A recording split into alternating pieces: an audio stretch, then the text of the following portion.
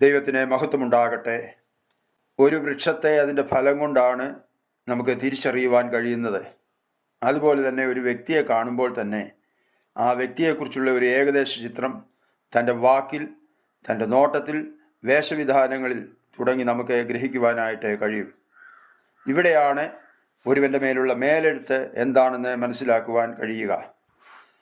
മത്തായിയുടെ സുവിശേഷം 22 യേശുവിനെ വാക്കിൽ കൊടുക്കേണ്ടതിന് പരീശന്മാർ അവനോട് കൈസർക്ക് കരം കൊടുക്കുന്നത് വിഹിതമോ അല്ലയോ എന്ന് ചോദിക്കുമ്പോൾ യേശു അവരോട് കരത്തിനുള്ള നാണയം ചോദിച്ചു.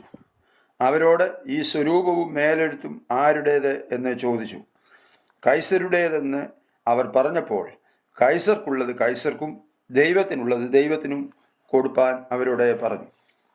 യോഹന്നാന്റെ സുവിശേഷം 19-ാം അധ്യായം 19-ാമത്തെ വാക്യത്തിൽ യേശുവിനെ ക്രൂശിച്ചപ്പോൾ പീലാത്തോസ് ഒരു മേലെഴുത്ത് ക്രൂശിന്മേൽ പതിപ്പിച്ചു. അതിൽ നസറേനായ യേശു യഹൂദന്മാരുടെ രാജാവ് എന്ന് എഴുതിയിരുന്നു. മേലെഴുത്ത് വായിച്ച് കള്ളൻ രക്ഷിക്കപ്പെട്ടു.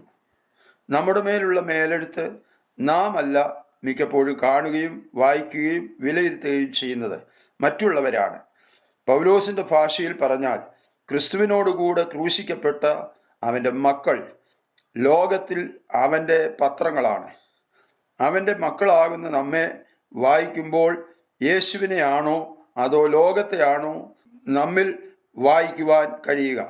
അതാണ് നമ്മുടെ മേലുള്ള മേലെഴുത്ത്. ആഭരണധാരണത്തെ പറ്റിയാണല്ലോ നാം പറഞ്ഞു വരുന്നത്. വെളിപ്പാട് പുസ്തകത്തിൽ 2 സ്ത്രീകളുടെ വേഷഭൂഷാദികളെപ്പറ്റി വിവരിക്കുന്ന ഭാഗം നാം ശ്രദ്ധയോടും വളരെ പ്രാർത്ഥനയോടും കൂടെ മനസ്സിലാക്കേണ്ടിയിരിക്കുന്നു. ഒന്നാമതായി വെളിപ്പാട് 17-ാം അധ്യായം 1, 4, 15 തുടങ്ങിയ വാക്യങ്ങളും 18-ാം അധ്യായം 9 മുതൽ കാണുന്ന വാക്യങ്ങളും സമുദ്രങ്ങളുടെ മേൽ ഇരിക്കുന്ന മഹാവേശിയും അവളോടുകൂടി വ്യഭിചാരം ചെയ്യുകയും ഭോഗജീവിതം നയിക്കുകയും ചെയ്ത ഭൂമിയിലെ രാജാക്കന്മാരും 17-ാം അധ്യായം 15 വേശ്യ ഇരിക്കുന്ന വെള്ളം ജനതകളും ജനസമൂഹങ്ങളും രാജ്യങ്ങളും ഭാഷകളുമാണ്. അവൾ ധരിച്ചിരിക്കുന്ന വസ്ത്രങ്ങളും അലങ്കാരങ്ങളും 17-ാം അധ്യായം 4 ധൂമ്രവർണ്ണവും കടും ചുവപ്പ് നിറവും ഉള്ളതും സ്വർണവും വിലപിടിച്ച രത്നങ്ങളും മുത്തുകളും കൊണ്ട് അലങ്കൃതവുമായിരുന്നു. രണ്ടാമതായി വെളിപ്പാട് പുസ്തകം 19-ാം അധ്യായം 7, 8 വാക്യങ്ങളിൽ കുഞ്ഞാടിൻ്റെ കാന്തയെയും നമുക്ക് കാണുവാൻ കഴിയും. അവൾ തന്നെത്താൻ ഒരുക്കിയിരിക്കുന്നു. അവൾക്ക് ശുദ്ധവും ശുഭ്രവുമായ വിശേഷ വസ്ത്രം ധരിപ്പാൻ കൃപ ലഭിച്ചിരിക്കുന്നു. ആ വിശേഷ വസ്ത്രം വിശുദ്ധന്മാരുടെ നീതിപ്രവർത്തികളാണ്. ഇവിടെയാണ് ജ്ഞാനബുദ്ധി ആവശ്യമായിരിക്കുന്നത്. നാം നമ്മുടെ വേഷവിധാനങ്ങളെ നോക്കിയിട്ട് പറയണം, നിത്യ ന്യായവിധിക്ക് വേണ്ടി ഒരുങ്ങിക്കൊണ്ടിരിക്കുന്ന സാത്താൻ്റെ കാന്തയാണോ അതോ നിത്യജീവന് വേണ്ടി തന്നെത്താൻ ഒരുക്കിയിരിക്കുന്ന കുഞ്ഞാടിൻ്റെ കാന്തയാണോ നാം ഓരോരുത്തരും? കുഞ്ഞാടിൻ്റെ കാന്തയുടെ യോഗ്യത എന്തെന്നാണ് നാം ഇനി പരിശോധിക്കുന്നത്.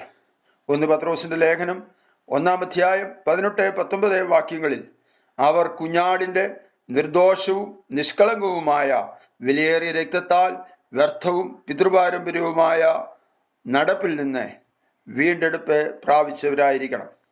ഇവിടെ വ്യർത്ഥമായത് എന്ന് പറഞ്ഞാൽ അർത്ഥമില്ലാത്തത്, പ്രയോജനമില്ലാത്തത്, ലക്ഷ്യമില്ലാത്തത് തുടങ്ങിയ അർത്ഥങ്ങളാണുള്ളത്. ഇവിടെ പത്രോസ്ലീഹ വ്യക്തമായി പറയുന്നത് അർത്ഥമില്ലാത്ത അഥവാ പ്രയോജനമില്ലാത്ത നടപ്പിൽ നിന്നും രക്ഷിച്ചത് അല്ലെങ്കിൽ വീണ്ടെടുത്തിരിക്കുന്നത് ക്ഷയമുള്ളതോ നശിച്ചു പോകുന്നതോ ആയ പൊന്ന്, വെള്ളി തുടങ്ങിയ വസ്തുക്കളെ കൊണ്ടല്ല എന്നുള്ളത് വ്യക്തമാണല്ലോ. യിരെമ്യാ പ്രവചനം 4-ാം അധ്യായം 30-ാം വാക്യം ഇതോട് ചേർത്ത് നാം പഠിക്കുമ്പോൾ, നീ രക്താംബരം ധരിച്ചാലും പൊന്നാഭരണം അണിഞ്ഞാലും നിന്റെ കണ്ണിൽ മഷി എഴുതിയാലും വ്യർത്ഥമായി നിനക്ക് സൗന്ദര്യം വരുത്തുന്നു. നിന്റെ ജാരന്മാർ നിന്നെ നിരസിച്ച് നിനക്ക് പ്രാണഹാനി വരുത്തുവാൻ നോക്കുന്നു. പിന്നെ എങ്ങനെ അലങ്കരിക്കണം? 1 തിമോഥെയോസിൻ്റെ ലേഖനം 2-ാം അധ്യായം 9, 10 വാക്യങ്ങളിലും 1 പത്രോസിൻ്റെ ലേഖനം 3-ന്റെ 4-ാം വാക്യത്തിലും സ്ത്രീകൾ യോഗ്യമായ വസ്ത്രം ധരിച്ച് ലജ്ജാശീലത്തോടും സുബോധത്തോടും കൂടെ തങ്ങളെ അലങ്കരിക്കണം. പിന്നെ തലമുടി, പൊന്ന്, മുത്ത്, വിലയേറിയ വസ്ത്രം എന്നിവ കൊണ്ടല്ല, ദൈവഭക്തിയെ സ്വീകരിക്കുന്ന സ്ത്രീകൾക്ക് ഉചിതമാകും വണ്ണം സൽപ്രവൃത്തികളെ കൊണ്ട് അലങ്കരിക്കണം. സൗമ്യതയും സാവധാനതയുമുള്ള മനസ്സ് എന്ന അക്ഷയഭൂഷണമായ ഹൃദയത്തിൻ്റെ ഗൂഢമനുഷ്യൻ തന്നെ ആയിരിക്കണം. അത് ദൈവസന്നിധിയിൽ വിലയേറിയതാകുന്നു. പിന്നിയ തലമുടി എന്ന് ഉദ്ദേശിക്കുന്നത് നമ്മുടെ സ്ത്രീകൾ സാധാരണ മുടി ഒതുങ്ങിയിരിക്കാൻ വേണ്ടി പിന്നിക്കെട്ടുന്ന വിഷയമല്ല ഇവിടെ പരിശുദ്ധാത്മാവ് ഉപയോഗിക്കുന്നത്. എന്നാൽ അലങ്കാരത്തിനു വേണ്ടി തലയിൽ കാണിച്ചു കൂട്ടുന്ന വിവിധ തലങ്ങളിലുള്ളതായ പിന്നലുകളും അതിൻ്റെ അലങ്കാര പണികളുമാണ് ആഫ്രിക്കൻ വംശജരും മറ്റും ചെയ്യുന്നത് പോലെയുള്ളതായ കാര്യങ്ങളാണ് എന്നുള്ളത് നാം വിസ്മരിച്ച് പോകരുത്. വീണ്ടെടുപ്പ്, മാനസാന്തരം തുടങ്ങിയ വിഷയങ്ങളോട് അനുബന്ധിച്ച് വ്യക്തമായി പറയുന്ന ചില വചനങ്ങളാണ് അപ്പോസ്തല പ്രവൃത്തികൾ 2-ാം അധ്യായം 40, വക്രതയുള്ള തലമുറയിൽ നിന്ന് രക്ഷിക്കപ്പെടുവീൻ. അപ്പോസ്തല പ്രവൃത്തികൾ 8-ാം അധ്യായം 22-ാം വാക്യം, വഷളത്വം വിട്ട് മാനസാന്തരപ്പെടുവീൻ. അപ്പോസ്തല പ്രവൃത്തികൾ 14-ാം അധ്യായം അതിൻ്റെ 15-ാമത്തെ വാക്യത്തിൽ, വ്യർത്ഥകാര്യങ്ങളെ വിട്ട് ജീവനുള്ള ദൈവത്തിങ്കിലേക്ക് തിരിയുവീൻ തുടങ്ങിയവ. വ്യർത്ഥകാര്യങ്ങളെ വിട്ട് തിരിയുക എന്നതാണ് യഥാർത്ഥ മാനസാന്തരം. ക്ഷയമുള്ളതും നശിച്ചു പോകുന്നതുമായ വസ്തുക്കളെ കൊണ്ട് തന്നെ അലങ്കരിക്കുന്നത് എങ്ങനെ ലോകത്തെ തന്നിലേക്ക് ആകർഷിക്കാം എന്നതിനു വേണ്ടിയാണെങ്കിൽ, ഒരു വീണ്ടെടുക്കപ്പെട്ട ദൈവ പൈതലിൻ്റെ ആഗ്രഹം തൻ്റെ വീണ്ടെടുപ്പുകാരനാൽ എങ്ങനെ ശ്രദ്ധിക്കപ്പെടാം എന്നുള്ളതാണ്. ഇവിടെയാണ് ഇയ്യോബിൻ്റെ പുസ്തകം 22-ാം അധ്യായം 22 മുതൽ 28 വരെയുള്ള വാക്യങ്ങളുടെ പ്രസക്തി. നീ അവനോട് ഇണങ്ങി സമാധാനമായിരിക്കുക, അതിനാൽ നിനക്ക് നന്മ വരും. അവൻ്റെ വായിൽ നിന്ന് ഉപദേശം കൈക്കൊള്ളുക, അവൻ്റെ വചനങ്ങളെ നിന്റെ ഹൃദയത്തിൽ സംഗ്രഹിക്കുക. സർവശക്തങ്ങളിലേക്ക് തിരിഞ്ഞാൽ നീ അഭിവൃദ്ധി പ്രാപിക്കും. നീതികേട് നിന്റെ കൂടാരങ്ങളിൽ നിന്ന് അകറ്റിക്കളയും. നിന്റെ പൊന്ന് പൊടിയിലും ഒഫീർ തങ്കം തോട്ടിലെ കല്ലിനിടയിലും ഇട്ടുകളക. അപ്പോൾ സർവശക്തൻ നിന്റെ പൊന്നും നിനക്ക് വെള്ളിവാളവുമായിരിക്കും. അന്ന് നീ സർവശക്തനിൽ പ്രമോദിക്കും. ദൈവത്തിങ്കലേക്ക് നിന്റെ മുഖം ഉയർത്തും. നീ അവനോട് പ്രാർത്ഥിക്കും, അവൻ നിന്റെ പ്രാർത്ഥന കേൾക്കും.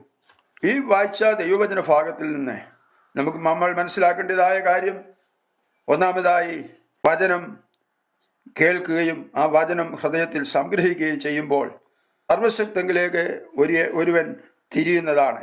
അതിനെ ആണല്ലോ നമ്മൾ മാനസാന്തരം എന്ന് പറയുന്നത്. അടുത്തതായി നമുക്ക് മനസ്സിലാക്കുവാൻ കഴിയുന്നത്, മാനസാന്തരപ്പെട്ട ഒരാൾ നീതികേട് തൻ്റെ കൂടാരങ്ങളിൽ നിന്ന് അകറ്റണം. അതോടുള്ള ബന്ധത്തിലാണ് ഇവിടെ പൊന്നെ പൊടിയിലും ഒഫീർ തങ്കം തോട്ടിലെ കല്ലിനിടയിലും ഇട്ടുകളയുക എന്ന് പറയുന്നതായ കാര്യം.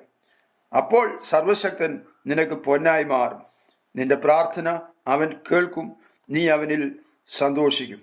എന്നാൽ ഇന്ന് അനേകരും വിലയേറിയതിനെ തള്ളി നശിച്ചു പോകുന്ന അല്ലെ ക്ഷയമുള്ളതായ കാര്യങ്ങൾക്ക് കൂടുതൽ പ്രാധാന്യം നൽകി മുന്നോട്ട് പോകുന്നത് നമുക്ക് കാണുവാനായി കഴിയുന്നു. വിലയേറിയതെന്ന് പറഞ്ഞാൽ ദൈവം നമ്മുടെ ജീവിതത്തിൽ പൊന്നായി മാറണം. അക്ഷരികമായി നമ്മൾ അണിയുന്നതായ നശിച്ചു പോകുന്നതായ പൊന്നെ ഉപേക്ഷിച്ച് ദൈവത്തിങ്കിലേക്ക് തിരിയുക എന്നുള്ളതാണ് അവിടെ അർത്ഥമാക്കുന്നത്. എഫേസ്യർക്ക് എഴുതിയ ലേഖനം 4-ാം അധ്യായം അതിൻ്റെ 17 പൗലോസ്ലിഹ പറയുന്നത്, ജാതികൾ തങ്ങളുടെ വ്യർത്ഥബുദ്ധി അനുസരിച്ച് നടക്കുന്നത് പോലെ നിങ്ങൾ ഇനി നടക്കരുത് എന്നാണ്.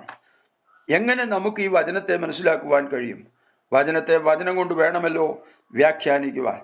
റോമാലേഖനം 12-ാം അധ്യായം 1-2 വാക്യങ്ങൾ പ്രകാരം, നിങ്ങൾ ബുദ്ധിയുള്ള ആരാധനയായി ഈ ലോകത്തിന് അനുരൂപമാകാതെ നിങ്ങളുടെ ശരീരങ്ങളെ ജീവനും വിശുദ്ധിയും ദൈവത്തിന് പ്രസാദവുമുള്ള യാഗമായി സമർപ്പിക്കണം എന്നാണല്ലോ.